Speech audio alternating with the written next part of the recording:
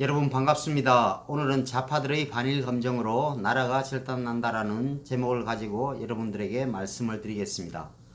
일본 정부는 다음 달 1일부터 한국을 백색 국가에서 제외하겠다고 밝혔습니다.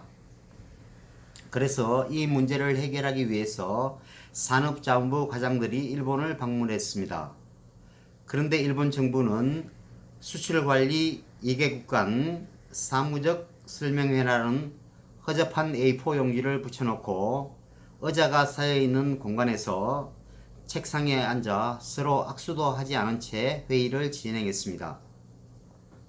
과연 우리나라가 이런 일로 인해 상대국 일본 관료가 국내를 방문했을 때 이렇게 대우를 했을까요?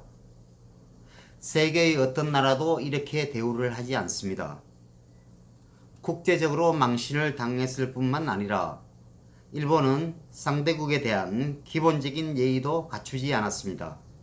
왜 이렇게 일본이 했을까요? 이 좌파 정권이 일본에 대해서 지금까지 취해온 스탠스가 반일이었고 일본과의 교류, 경제적 협력관계, 외교적 노력들이 없었기 때문입니다. 그리고 기본적으로 좌파들은 일본을 동맹국으로 인정하지 않았던 것입니다. 일본과의 관계 개선을 요구하면 좌파들은 무조건 토착 외구라는 프레임을 더 씌워 공격했습니다. 일본의 아베 정부도 이런 상황들을 너무나 잘 알고 있습니다. 그래서 이번 회의에서 일본이 한국에 대한 기본적인 입장이 이렇다라는 것을 단정적으로 보여주는 모습입니다. 이 회의에서 일본은 한국 정부가 부당한 경제 보복을 철회해 달라는 요구를 받아들이지 않았습니다. 그뿐만 아니라 두 번째로 화이트 리스트를 배제하겠다는 것을 철회해 달라고 요구했지만 일본은 거절했습니다. 이것은 일본이 대한민국에 대한 선전포고를 했다고 볼 수 있습니다. 한마디로 경제전쟁을 하자는 것입니다. 적어도 일본의 주요 품목 소재, 전략물자 1115가지를 수출하는데 우대를 해주지 않겠다. 이렇게 이야기하는 것은 한국에 대한 선전포고입니다.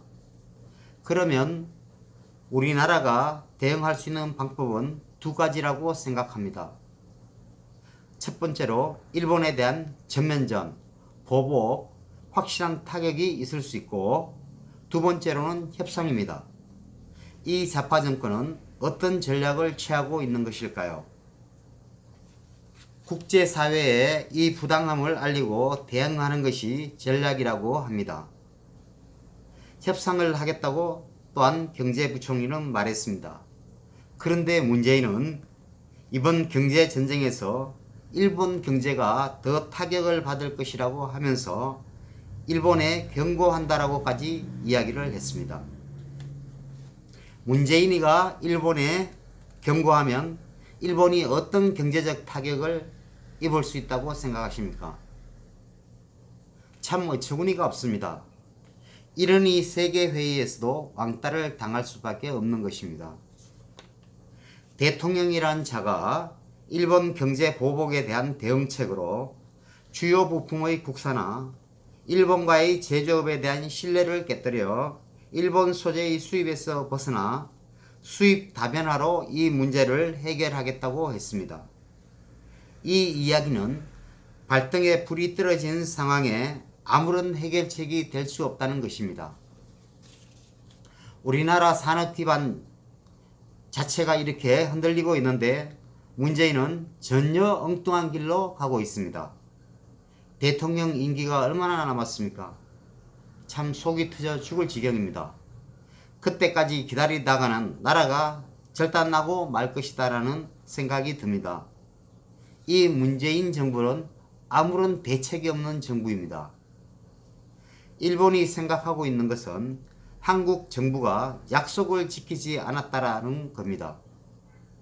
몇 번에 걸쳐서 일본은 한국 정부에 대해서 신호를 줬던 것도 사실입니다.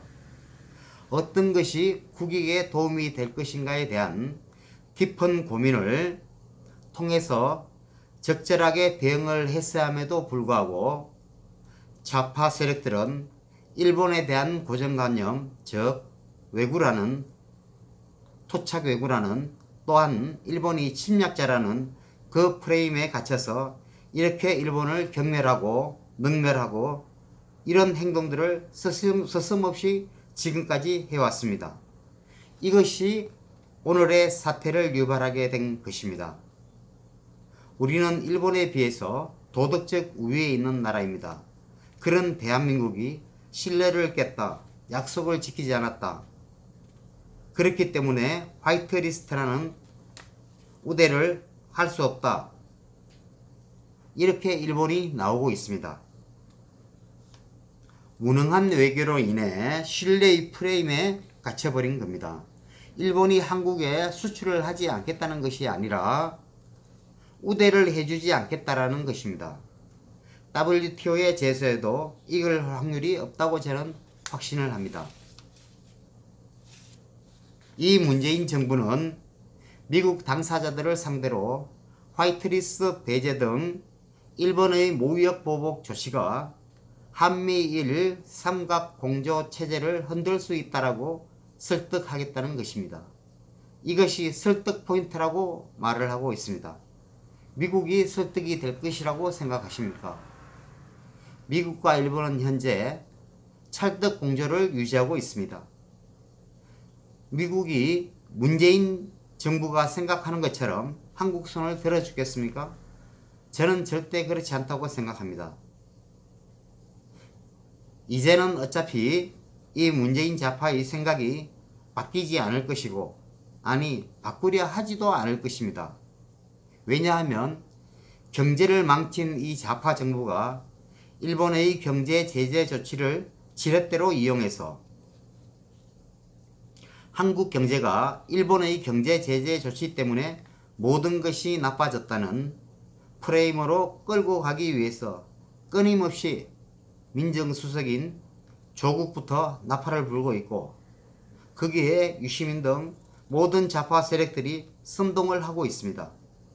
나라가 절단나게 생겼는데 이 좌파 세력들은 나라를 구할 생각을 하질 않고 여전히 국가가 나서서 국익을 우선으로 협상하라는 사람들을 친일파로 몰고 있습니다. 친일이냐 반일이냐 이 프레임으로 온 국민들을 둘로 쪼개기에 여념이 없습니다. 이 정권은 답이 없습니다.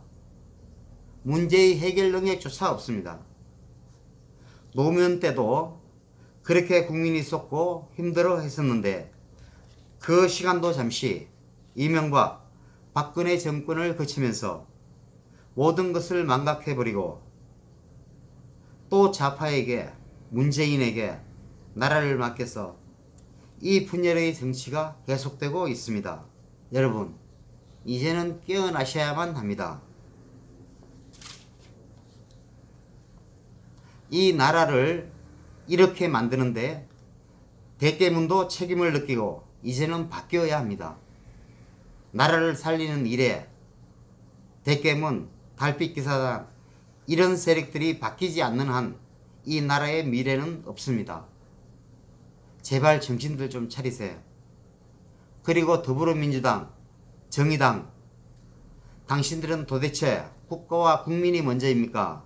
아니면 당신들의 한 줌밖에 되지 않는 그 권력 노름이 먼저입니까? 제발 정신들 차리세요. 오늘은 여기서 끝내겠습니다. 감사합니다.